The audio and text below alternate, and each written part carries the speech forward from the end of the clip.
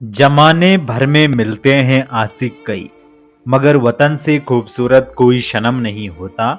नोटों में भी लिपट कर, सोने में भी सिमट कर मरे हैं कई, मगर तिरंगे से खूबसूरत कोई कफन नहीं होता।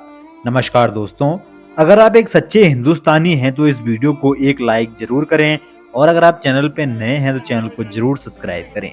दोस्तों, राजस्थान झुंझुनू जिले के दूंडिया गांव के ग्रामीणों को जहां फक्र हो रहा था, वहीं उनके आंसू रुकने का नाम नहीं ले रहे थे।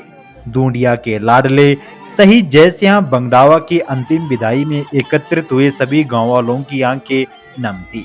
करीब साल भर पहले देश सेवा करते हुए जान गंवाने वाले शहीद पिंटू बंगडावा के बड़े भाई जय सिंह ने भी देश सेवा में अपनी जान को कुर्बान कर दिया।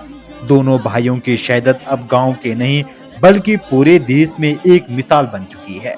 शहीद जयसिंह बंगडावा के भाई शहीद पिंटू का स्मारक बन रहा था, जो अभी पूरा नहीं हुआ।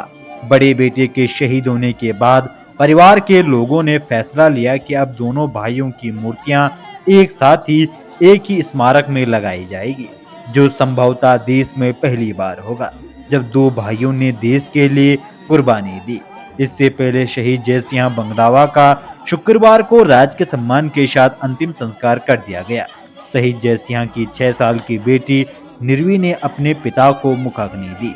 यह दृश्य देखकर हर कोई भावुक हो उठा।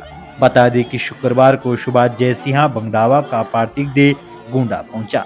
गोंडा पहुंचने के बाद शहीद की पार्थिव देह को 4 किलोमीटर तिरंगा रैली के साथ गोंडा से होते हुए उनके पैतृक गांव दूंडिया पहुंचाई। इस दौरान रास्ते में झुंझुनू के इस लाडले को अंतिम विदाई देने के लिए भारी संख्या में लोग मौजूद रहे। दूंडिया गांव के विभिन्न मार्गों से होते हुए उनके पार्थिव देह उनके पैतृक आवास पहुंची। जैसे ही उनके पार्थिव देह उनके आवास पहुंचे तो घर में मानो कोहराम मच गया। वीरांगना सोनू कुमारी बेसुध हो गई।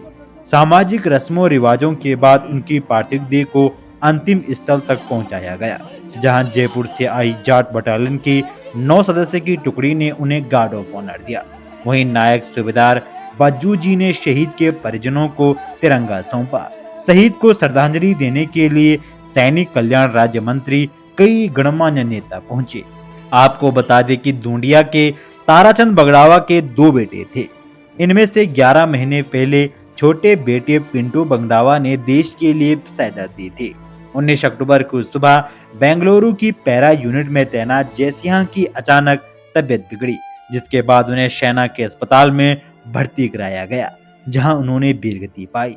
पिता ने बताया कि उनके फोन पर शहीद जयसिंह बंगडावा से जब बात हुई थी तो उसने 22 अक्टूबर को गांव आने की बात कही थी, लेकिन उसे नहीं पता था कि उनका बेटा 22 अक्टूबर को एक दिन तिरंगे में लिपट कर गांव पहुंचेगा। पूरे सैन्य सम्मान के साथ वीर बलिदानी जयसिंह बंगडावा का अंतिम संस्कार कर दिया गया।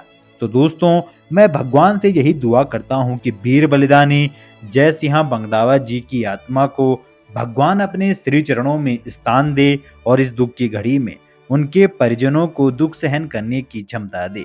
जब तक सूरज चांद रहेंगे तब तक वीर बलिदानी आपका नाम रहेगा। आओ कसम खाएं उन वीरों की, उन बलिदानियों की, कि हम हर पल एक सच्चे भारतीय बनकर अपना फर्ज निभाएंगे। जरूरत पड़ी तो लहू का एक एक कतरा देकर इस धरती माँ का कर चुकाएंगे। तो दोस्तों, वीडियो को अनदेखा ना करें। देश के लिए अपने प्राणों की आहुति देने वाले उन वीर बलिदानियों के लिए इस वीडियो को एक लाइक जरूर करें, और अगर आप चैनल पे नए हैं तो चैनल को जरूर सब्सक्राइब करें। आपसे फिर मुलाकात होगी किसी नई अपडेट के साथ। तब तक के लिए जय हिंद, वंदे मातरम।